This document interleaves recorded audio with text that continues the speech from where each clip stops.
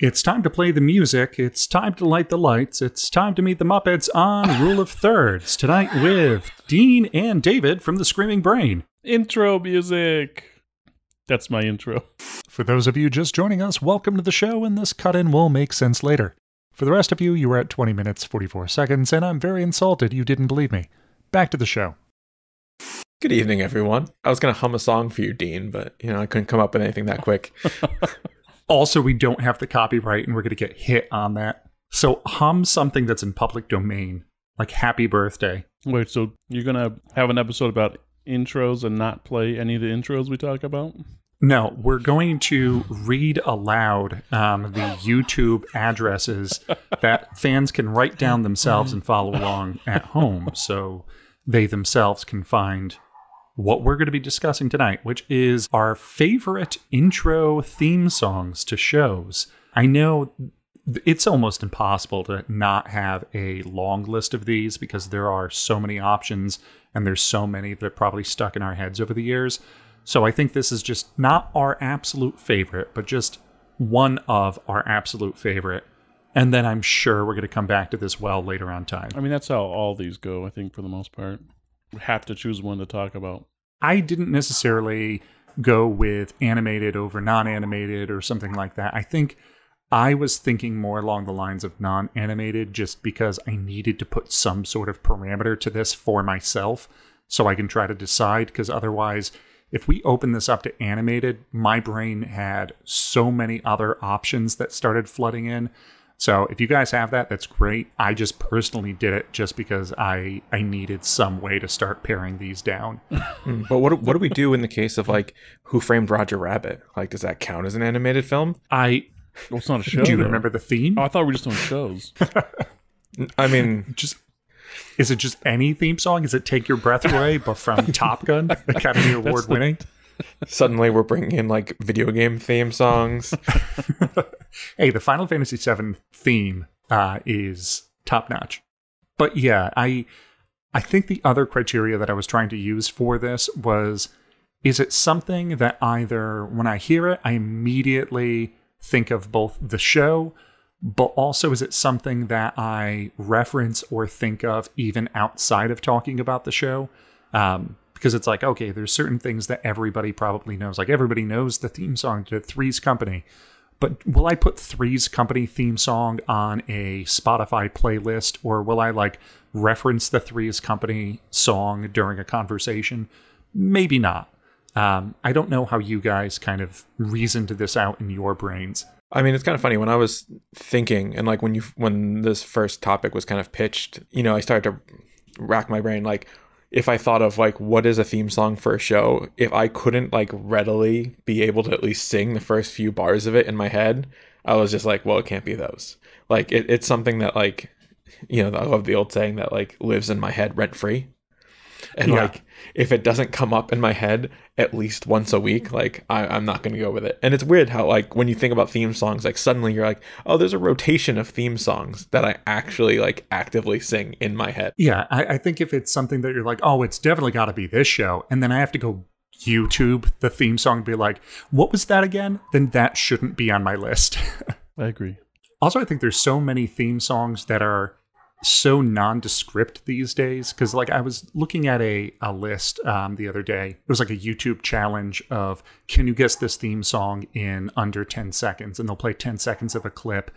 And some of them listened to, and I'm like, this isn't a theme song. This is just like ambiance. It's just like a haunting horn in the background, and you hear like leaves rustling, and it's like Teen Wolf. And I was like, yeah, that's not really a theme song.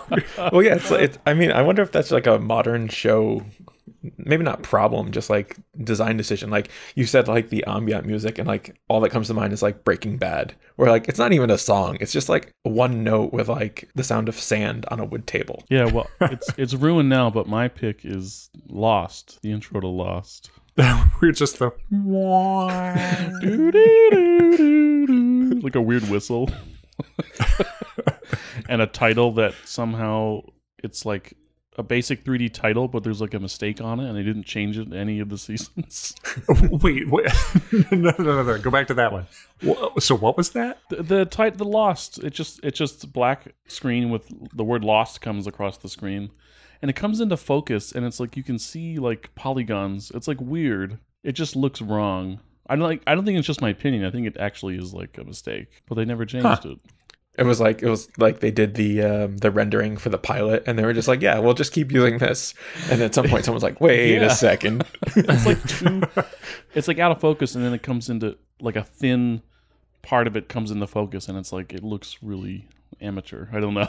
Should we redo this? I deleted the original raw file. I mean, it's text on a black background. Can we redo it? It's like, can you go back in Premiere and fix this? It's like, oh, I lost the project file, and no one has time.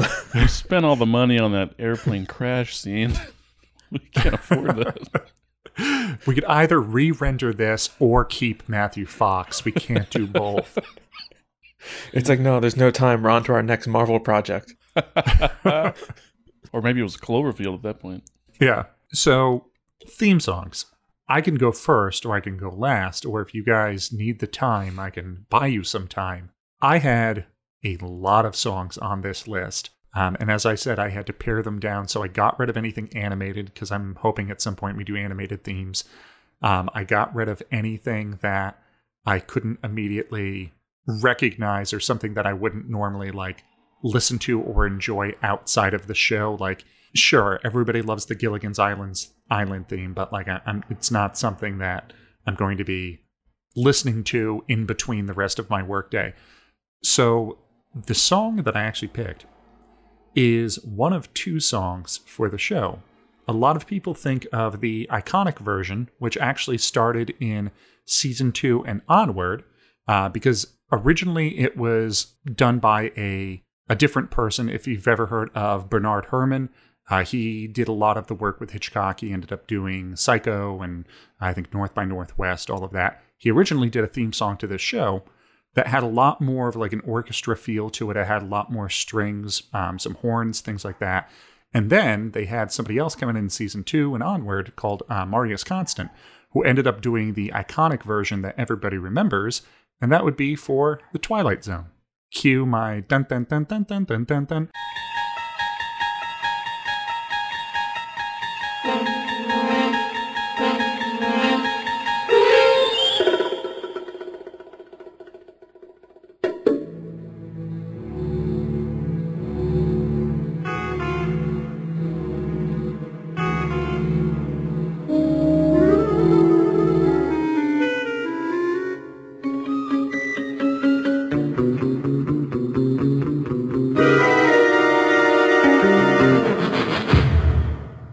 That dun dun dun dun dun dun dun dun was season 2 and onward. The first season was just kind of like an ambient score, which kind of fit more in line with the idea of not every episode is a scary story. All of them are just more mysterious, of kind of odd happenings and sometimes like time travel or blurring beyond life and death. Like all of these things that aren't necessarily like demon creature or monster alien or something like that. So I think it kind of worked, and I really liked the season 1, but the season 2 is the one that's just iconic. If somebody says Twilight Zone, that's what we think of.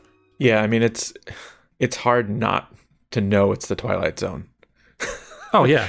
Like, even if you aren't super familiar with it, everyone knows the Twilight Zone. It's so incredibly iconic.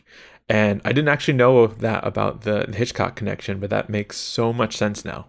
Yeah, because the one that they used later on, for all other iterations of the show, so when it ended up doing the movie, I think Jerry Goldsmith did a version of that specific theme for the Twilight Zone the movie. There's other ones like on when they did the Jordan Peele produced reboot to it and all of that. All of them were based around that season 2 and onward theme, and I don't think they ever really went back to the Bernard Herrmann score that they originally had. But yeah, like it's one of those themes that like if you listen to any of those old CDs that they would just have to like put on at a Halloween party of like famous spooky things, Twilight Zone is always just a given. It's a slam dunk to be on any of those. But it's so short. Do you know if the Jordan Peele hosted one uses the same music by chance? I haven't seen his version of the show, but I'm curious if they brought someone else in to perform or to produce the music for it, and I wonder how close it is to like the original version, or if they just gone like completely different with it. I'm not really sure.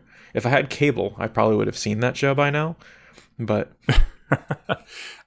so they ended up doing it's the Marius Constant version of the theme that they brought back for the Jordan Peele one, but they just had it redone by other composers. So I think it was Brendan Roberts and Marco Beltrami that did it for the Jordan Peele one.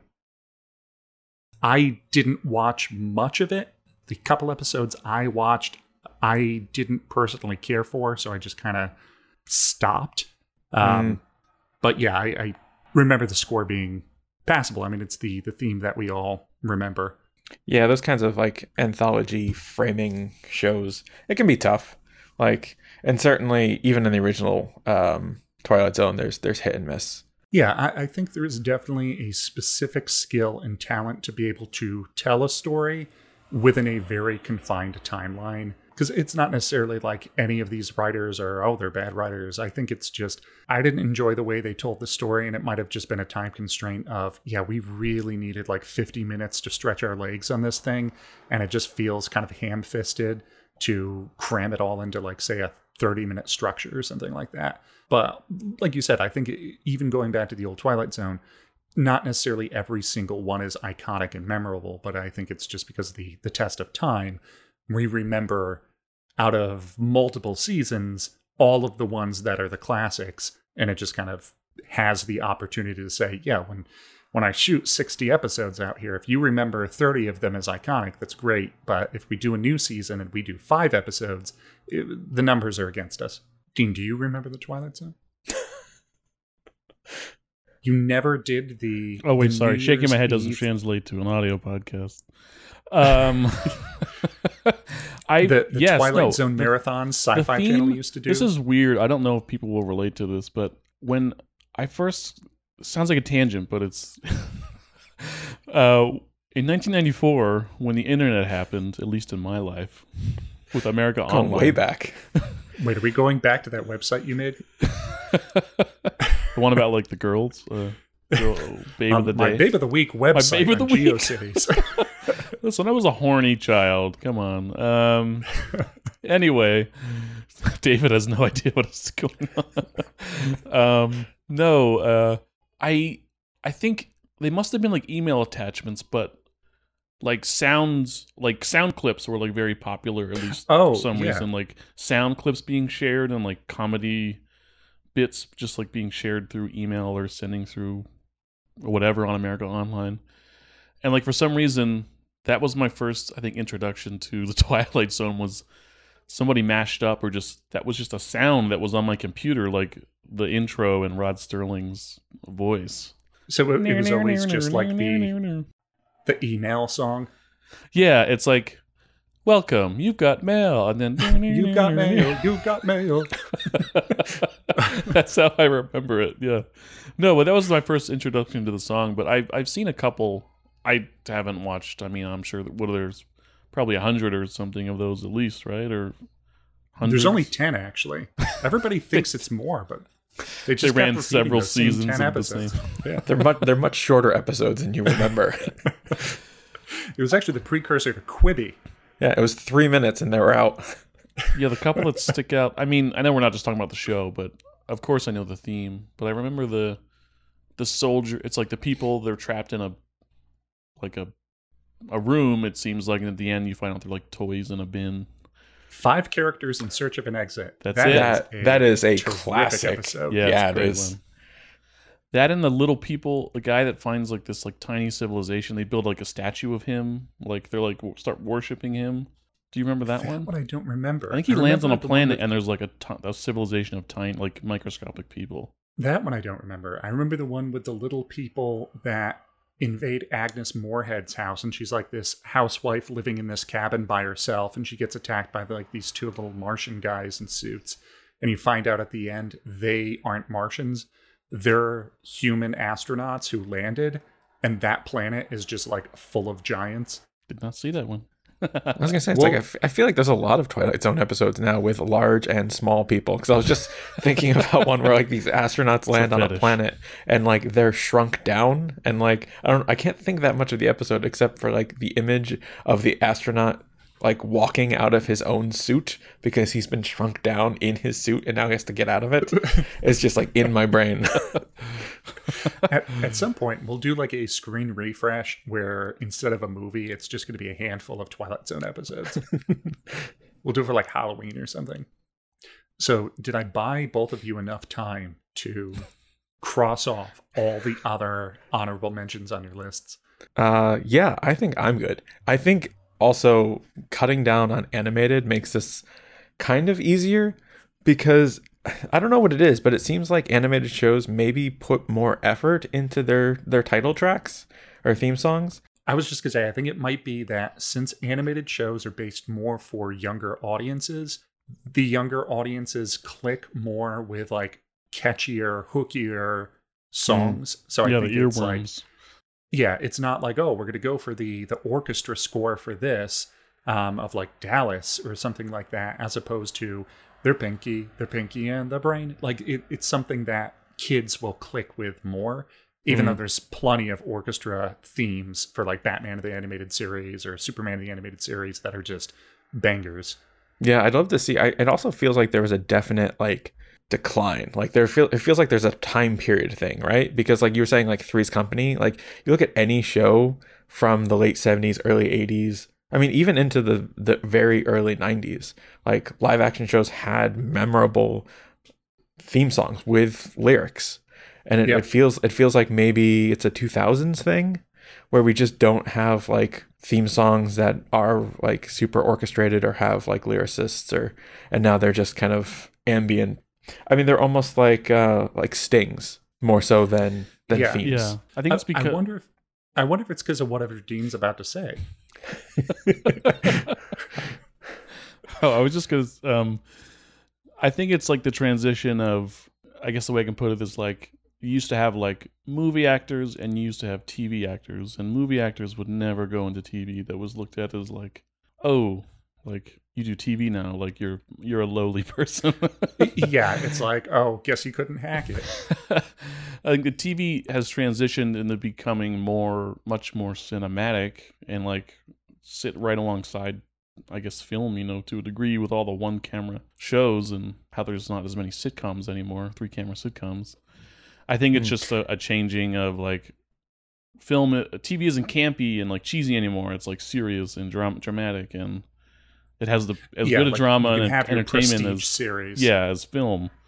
So I think like the catchy theme song kind of gave way. I wonder also if it moved from more of the lyrical stuff. Well, the earlier stuff where every theme song had to literally describe what the plot of the show was, but then like later on, like stuff like Family Matters or Full House or things like that I remember where it's lyrical, but it's not necessarily just like sit right down and we'll take a trip. And, yeah, like all of that kind of stuff. But I think it might be because then things started becoming streaming and things started becoming bingeable that I think it was, why are we going to do a 2.5 minute song or something like that when you're probably just going to do boom, skip intro, move to the next thing. Yeah. Because you're banging out 7, 8, 9 of these at a time. Oh, that skip intro button, like that's don't tell an anime producer about that existing. They will kill you for their time. New every season a new like custom like score.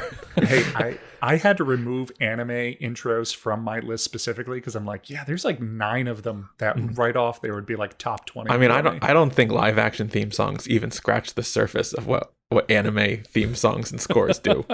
I do not know that world. So I'll take your word for it. They put sometimes more effort into their opening themes than the shows. Yeah, it's like, can you picture a band who is popular from doing like a song for an intro to a show, and then releases an album and then goes on tour and everybody's like, play the theme song to that one thing. Like, I don't think the Rembrandts were exactly like just crushing it out there at like Madison Square Garden. There for you. As an entire stadium does the 4 claps at the same time and just levels the area. Then they all leave when they realize Jennifer Aniston isn't there with him. Yeah, no, I think you may be right with that streaming. The whole streaming thing is like, yeah, why are we going to put this effort into it when they're just going to not watch it anyway? Yeah. That's why everybody listening to this episode probably didn't even realize that I didn't put in an intro song in this episode, just to prove a point. And not that Tim forgot. Now I'm going to feel like a real schmuck if I forget I said this, put the intro in there, and people are going to be like, wait, what? And they're going to have to play back to figure out, like, wait, did he actually not include that? But then they're not going to remember where they were, and they're going to just give up on the episode and be like, I listened to half of it. That's fine. I always screenshot if I'm on my phone, like, this is where I was in the episode. I have to look somewhere else. I'll just put a little scratch on my phone screen where the arrow was. So, David, I don't think we actually got your pick, did we? No, I brought up a whole topic. That sidetracked us pretty hard. What? But so my pick is not going to be the most well known. I feel like That's good because mine's very well known. but is very near and dear to my heart, and that is the theme song to a lovely show called Mystery Science Theater 3000. Oh, shit. I can sing that whole one too. In the not too distant future, somewhere in time and space, Mike Nelson and his robot pals are caught in an endless chase, pursued by a woman whose name is Pearl, an evil gal who wants to rule the world. She threw a few things in her purse, and in her rocket ship she hunts him all across the universe. Oh, Mystery Science Theater 3000. Yeah. And I mean, one of the reasons that like I think about the Mystery Science Theater 3000 theme song like every day is because I literally watch that show almost every day. It is my like go-to second screen content that Damn, is like always up. I didn't know this about you. They have 13 seasons and episodes are full-length movies. So they're like 13 2-hour plus episodes. So it's just, yeah, I just throw it up and it goes. And they have their new streaming service, which now you can just watch their entire library for, I don't remember what the monthly payment is, but it's, you know, I think it's definitely less than Netflix. Wait, what? And they just send me links after the show. Yeah, after their last Kickstarter where they did season 13, they used some of the money to host their own streaming site, and it's pretty awesome. They have like bigger plans for it where they want to like make it more interactive and cool, but even just having all 13 seasons that you can just stream whenever you want is pretty awesome, and I just have it on pretty much all the time. But yeah, so the Mystery Science Theater 3000 intro has gone through a lot of revisions, mainly because it changes each time there's a host change. So because the song is like a narrative explaining the framing device to the show, it kind of like, you know, in kind of an old-fashioned TV show way, tells you what's going on. So like if you're like, oh, what's the framing device for this? This is kind of a weird thing of these robots and this weird guy talking about movies. The song is just the framing of device every time. And so there's been 4 different hosts for the show. And so for each host, they have their own specific theme song. Oh, shoot. There's 4. Wait, who's the 4th host? I can't remember her name. She's super new. She is a host only in the most recent season. She does a few episodes, and she now does the live show as well. Joel retired from doing the live show, I think 2 years ago, and now she's the new host of the live show. I was actually lucky enough to go to see Joel's last live show tour, which was really, really fun. I went to one. I had to do like the, you know, what's it called? Fathom theater events. I had to see it in a broadcast, but I did go to one of those. I would have loved. Oh no, I'm lying. I went and saw Joel in what's that town, college town in Michigan? Detroit. No, it's not Just say, Detroit. I only know Detroit. It's smaller. Forget what it's called. I did see I them. saw Yeah, Braxis in Detroit. him and Frank. Yeah, the whole original gang was there. Yeah. It wasn't the Mike Nelson crew. Oh, okay. Oh, a Trip was there. Yeah. Yeah. Anyway, but yeah, so it's cool. So like, you know, kind of like you said, like they change up the host. It was Joel, then it was Mike Nelson, then it was Because Jonah Ray. Jonah Ray, and then I really hate that I can't remember her name. The newest host. But like also with changing it up, they change who like the lyrics, but they also change who sings the song. So like originally it was sung by Joel Hodgson and Josh Weinstein, and then when Mike took over, Mike used to be the lead writer, and then Joel kind of stepped back to do more behind the camera stuff. So then they redid the lyrics, and then Mike Nelson sang it. And then when Jonah Ray took over, it was a band called the Boneheads that sang it Their and version's did the pretty music good. for it at that point. Yeah, it was a little. I mean, it was different. Different. It was I mean, a bit more good in a different way, band. Yeah, more band like. And then like when Joel was doing the live show, he just did it like on an acoustic guitar on stage, which was the most like, you know, thrown together version of it. But like that's Mystery Science Theater. Like it's just kind of thrown together. In the not too distant future. Anyway, I love Mystery Science Theater. I'm glad. I didn't realize you liked it so much. Tim, we've watched a couple of those together. We have, and I've had a very good time. I know Nick prefers Riff Tracks, which is the spin-off when Mike Nelson and Joel Hodgson parted ways. Mike Nelson just started Riff Tracks, and Joel kept with Mystery Science Theater. And I know Nick prefers Riff Tracks. He doesn't like the framing device, which for me is probably my favorite part. I want jokes, not skits. Yeah, I know David and I have never really, I think, sat down and watched any of them together. We've played the Riff Tracks game together, but Dean and I have watched many a Mystery Science or Riff Tracks over time, and it never crossed my mind to let either of you know that both of you are into this. So be friends. We're just like watching bad movies too, not necessarily with commentary. I mean, it's true. I mean, I always get excited if I see a bad movie, and then I'll see like Riff Tracks did it, and I'm like, oh, even better. It's funny. When Riff Tracks first started, I think just to try to get the ball rolling, they did current like big movies. They've since gone back to like the formula of like older B movies, but they did blockbusters, and they did movies that considered good, but still did riffs on them, and it still made me laugh. Like especially Jurassic Park. It's actually a very funny riff. But Mike's He's got a gun. Mike, when he first started, it was just Mike recording them. Eventually, Kevin and Crow, who voiced Crow with Mike. Anyway, I'm trying to remember. Yeah, they came back, but the first one he did was Roadhouse, and Roadhouse, even though it's just Mike doing it the whole time, it might be the best Riff Tracks. They just started right out of the gate with a good one. Roadhouse is really good. The fourth host is Emily Marsh, Oh, thank you. who plays Emily Emily Marsh. Connor. I want to check out that streaming thing though for sure. Yeah, she's great, and I love in season 13 there was a in the Kickstarter there was I forget what they're called, but like when they exceed past their goal and they start to unlock extra stuff. One of the things is that if we raised enough money, like Joel was going to do a couple episodes again, and then they did an episode with all three of them. And what's really cool is to try and distinguishing it, like each host has their own version of the Satellite of Love, and they have their own doorway sequence. And like with that, they also have their own Crow and Tom Servo that have different actors. So like each group is like their own team. And it was just really cool to see like how different like each group riffed basically the same movie, but different parts of it. That's kind of cool. Interesting. Also, the live stream is Gizmoplex. Yes.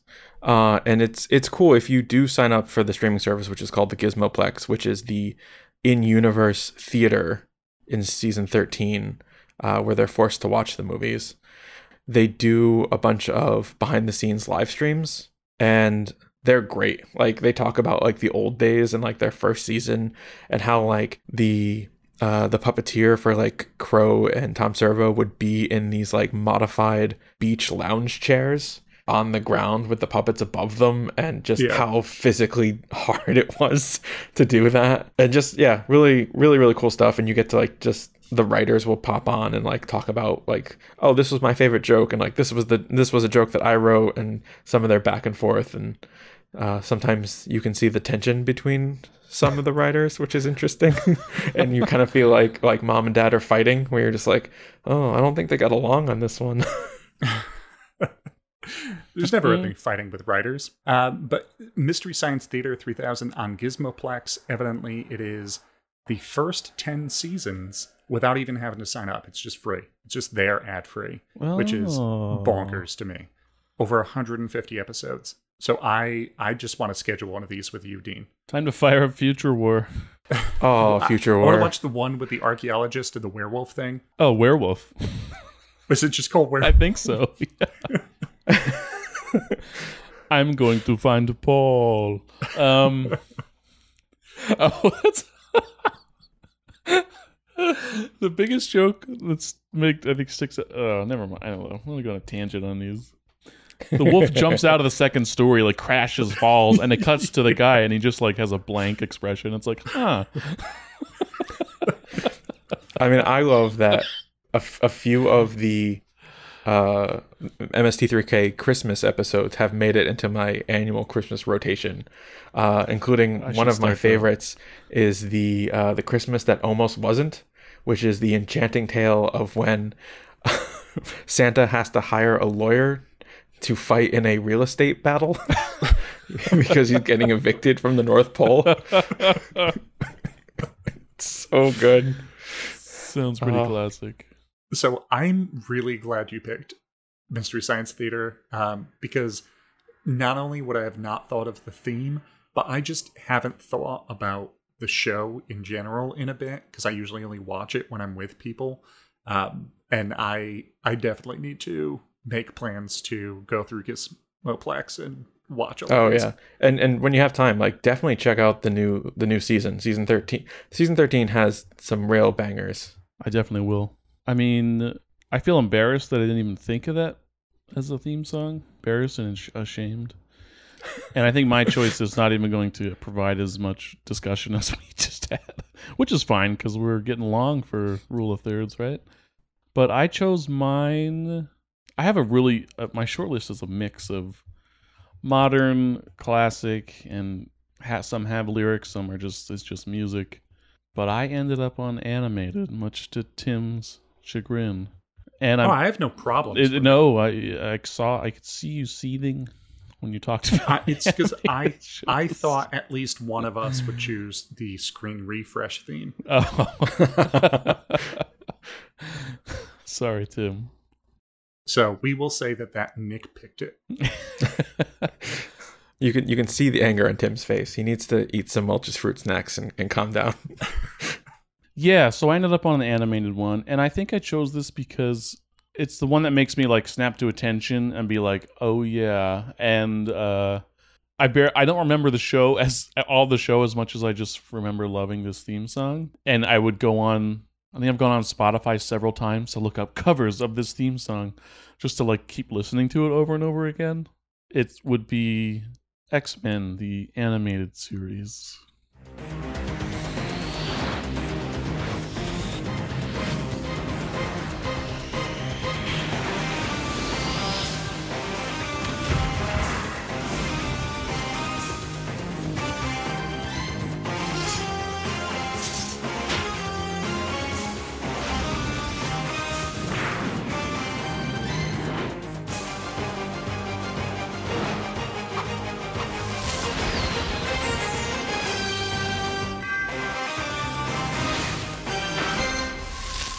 You know, if I was going to go animated, I actually had a tab up here to talk about X-Men the Animated Series if it popped up. 1,000%. That was my ringtone forever. That's when you said you weren't doing animated, I was like, okay, I'm safe. I think Tim's not going to pick this one. When I originally came to this thinking we still did 3 picks, it was one of my 3 picks. That's good. I decided like, okay, well, I if nothing else, I can't do anime shows. There's too many options. Okay, that's out of there. Okay, I can't do animated shows because that's too many options. And when I said no animated, that cut X-Men because that was Right. going to be on the short list. But yeah, it's just everything about the X-Men 90s animated show, like the song, that intro, the pilot, everything was just firing on all cylinders. Yeah, it was a kid's dream come true as far as animated television went. It didn't seem so much a show to like, oh, we can sell more toys and things to kids because that's what most of their goal was to sell merchandise. I don't know. It just seemed like a really well done show. That's true. It didn't seem merchandisey because it wasn't like Storm would show up every week in a new outfit. Yeah. or like I'm thinking about like the 90s like Iron Man show where he has like 1,000 suits and each week he's like, oh, I have to go fight underwater. I'm going to use my underwater suit this time. Instead, this was just very like a very comic booky show. But like that intro sequence of just people flying through space with lasers and just like hard 90s electric rock was kid's And dream. then it's like, oh, we're gonna even flash their name in a stylized way in it, like yeah, a it looks like a geographic comic. setting It looks that like a matches comic them. title. And plus, then it's just like, okay, cool. So immediately for children who aren't familiar, you can associate like, okay, that's Wolverine. Okay, that one's Storm, and it's like, it's so simple, but it worked so well. And actually, Dean, I don't know if you know, the composer who did the X-Men animated series theme did another, a bunch of stuff, but Wasserman? mainly Ron Wasserman, who Wasserman. also did Mighty Morphin Power Rangers. I mean, I was gonna say, like- that came up in my mind, like, oh shit, I forgot about the Power Rangers, but I was like, yeah, I'd still choose this one, but that's a great one. It's funny too. without knowing that, I felt like I knew that. Yeah. Hey, great work on X-Men, Ron. You got anything else in the tank? Do I have anything else in the tank? He didn't sing that, did he? Oh, I have no idea. Okay. I think he just composed it. Just a composer. Yeah. Yeah, but like, you can't beat the original X-Men theme, but like, that's one where I would like go and look up rock or metal covers and like modern day covers of the X-Men theme. Like, yes, melt my face, please. It's the most fist pumpy. It's like, oh yeah, the show's coming on. Like, I want to show's find an coming on. acoustic version. Yeah, at some point, I'm surprised that during this whole trend of the mid 2000s to like mid 2010s of, oh, we're going to do a movie, let's do a down tempo folk cover of a very popular song, and that's going to be what we use for the trailer. I'm surprised they don't just have that like acoustic with like light orchestra for the animated series theme. And then just when you're like lulled into a sense of security, they just tear into the distorted electric guitar. or blow maybe out one earbud. if all these songs were very downbeat and sad, the trend today would be to make them all happy in the trailers. Do the happy version of the song. Hey, do you guys have a 320 beats per minute "Hurt" by Johnny Cash? I want like a power K-pop "Hurt" by Johnny Cash. Just like three women with like cat ears just dancing rapidly on stage with lights. So they're specifically covering Johnny Cash and not Trent Reznor. Correct, because after Johnny Cash made it, he owned it. He owned that. Yes, he did. It's a very good cover. That'll be another episode of Rule of Thirds, our favorite covers. It'll be called Under the Covers with Rule of Thirds. Mine was always the glow-in-the-dark Ghostbuster covers. Wait, no, not that kind? Oh, sorry. I guess there was a lawsuit brought in 2019 against Wasserman and like everybody that it ripped off a show that I've never heard of called Linda from 1984. They're saying that the theme song to Linda sounds too much like the theme song to the... I don't know what Linda is, but I bet it rips.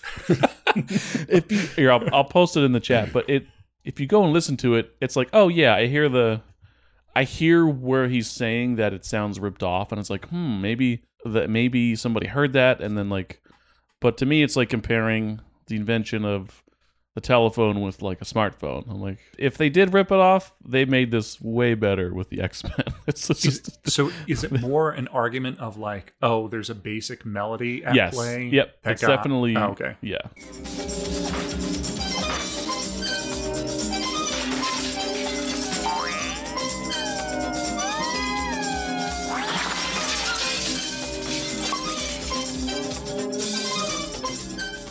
I was only just reading about it before because I wasn't sure I was choosing this or not. But I'm not sure what the outcome of it was, but of the lawsuit. But they it had to definitely get rid was of the disputed. X-Men. Right. It's why you haven't seen an X-Men movie since. Yeah, I don't think they've ever been able to make one of those, right? And Yeah. The whole Deadpool 3 thing is just like an elaborate joke by Ryan Reynolds Right. anyway. It's really expensive. All the best ones are. So, yes, Dean, I think X-Men the Animated Series is a banger of an opening theme. That's definitely something I would like throw on Spotify. Get jazzed. I didn't pick it, but there's a bunch of stuff. But in terms of when I was thinking of songs that I like the theme enough that I put the theme on my Spotify playlists, I have one song theme that is on my playlist 3 times because it's the actual song and then it's 2 different remix versions of the song. It's Forces from Berserk.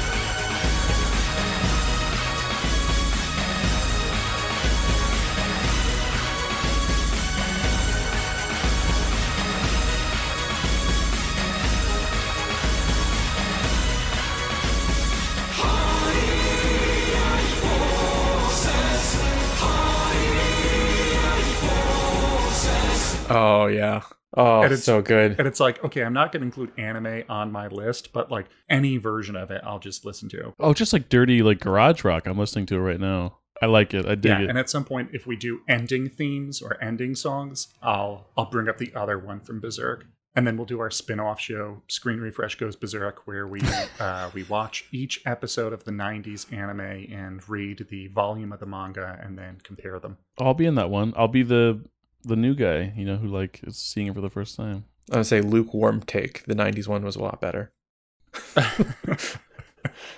Room is that the- Temperature Takes by David Tepper. Is that the newer one or the older one, quote unquote? That's the older one. Okay. Yeah. Yeah. The main difference is that the '90s one was still doing hand drawn animation, and the new one, while it lasted a lot longer, was 3D rendered, and you can tell that there's a real dip in the animation Is quality. it because of total it. 3D space, or you can tell that it's not hand drawn animation? I guess I should say you can tell it's not hand drawn animation, not Gotcha. 3D. Yeah. Yeah, it's one of those things where they did 3 feature movies that summed up the entirety of the original 90s series. And then those movies used 3D as well. So it's kind of like, it'll seem kind of normal, but then at some points when they get into an action scene or they show like a big army or something like that, it'll be like, oh yeah, that's definitely just them like adding CGI into this to kind of pad all of it. And then they kind of moved that on to a later series that continued where the story left off that stopped in the 90s one. Mm.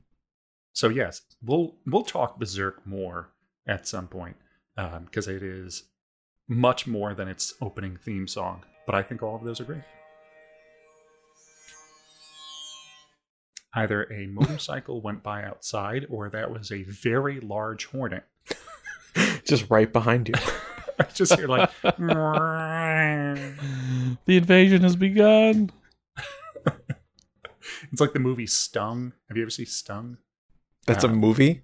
Stung? Yeah, it's on, I think it's, I want to say it's on Netflix, or it used to be at least.